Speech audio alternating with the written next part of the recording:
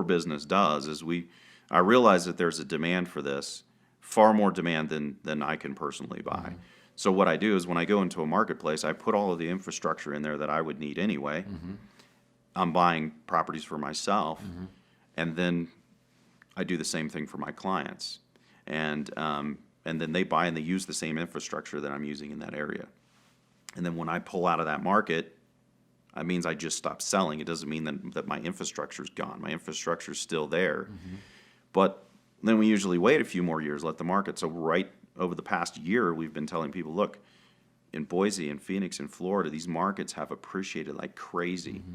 And I don't know how much longer they have. Anybody who tells you that they do is lying to you. Right. Nobody knows. But I know that you have appreciated substantial amount. The market has given you a gift.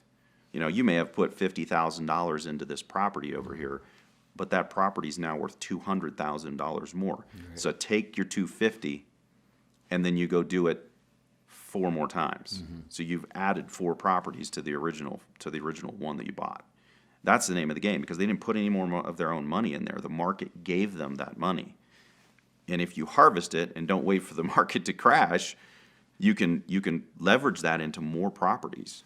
So it sort of becomes a little bit of luck and timing as far as how fast you can scale something like this, unless you have some type of capital resources. Sure. But it seems like when you get a little bit lucky and the market goes up, like you said, you can now leverage into other properties and now have a bigger portfolio. Yeah, absolutely. So let's go through like the whole process. Maybe if for somebody who's watching this right now, saying, okay, what's the step by step? You're in a place like Boise or like somewhere in the Midwest or Florida, and now you're going to look for a home. You're going to negotiate. You're going to purchase it. You're going to maybe do some things to it. You're going to put it on the rental market. Can you just take us through your process, how that works? Sure.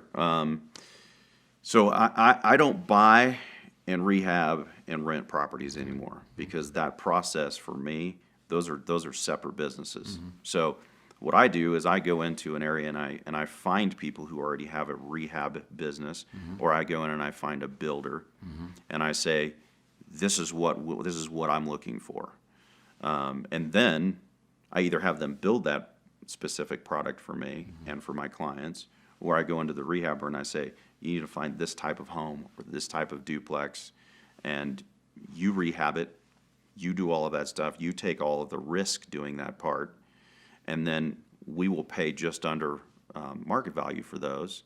So you get your return. So you win, and then my clients win because they've got a property that usually has a tenant already in place. It's already being professionally managed, and all they have to do really is come up with the down payment for the property. So for them, it's super easy. For me and for my team, there's a lot more work, right? Because we have to go in and vet these people, make sure they know what they're doing, and then help. Like in the case of the builders, sometimes it takes us 6 months to a year to actually put that project together, because they've got dirt, but they have to put the infrastructure in the dirt. We have to run the numbers. We have to chase all of the pricing that's constantly going up, and trying to keep those numbers working the whole time we're doing that. And then we'll buy some of those, and we'll sell the rest of them to our clients. And are you trying to work without realtors to save that particular I am fee? a broker, Okay. so you act as your own. So I don't need them. Yeah. So you can act as your own, and that I would save costs. So somebody who's getting into this business, would it be a good idea for them to get a broker's license? Well, not necessarily. I mean, it's not necessary if all they're going to do is buy real estate and hold it. They really don't need that. And if they're going to go do this on their own, and they live in the Midwest where you can do this all the time, it doesn't really matter what the market's doing. You can always do this. The fundamentals pretty much always work. Then they can go do it themselves. But I would strongly recommend that they still go out and find a professional property manager, because 95% of us are not made for that business. It's a hard business. Yeah.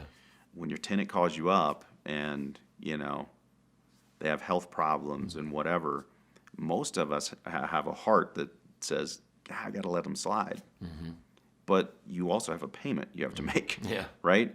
And it's business. So having a management company that can sort through that stuff for you, and also take the calls about the toilet, take the calls about all the stuff that you don't want that's in the middle of the night, that affects your personal life. They take all of that stuff for you, and all of the headache and the angry tenants and all of the stuff you don't want to do.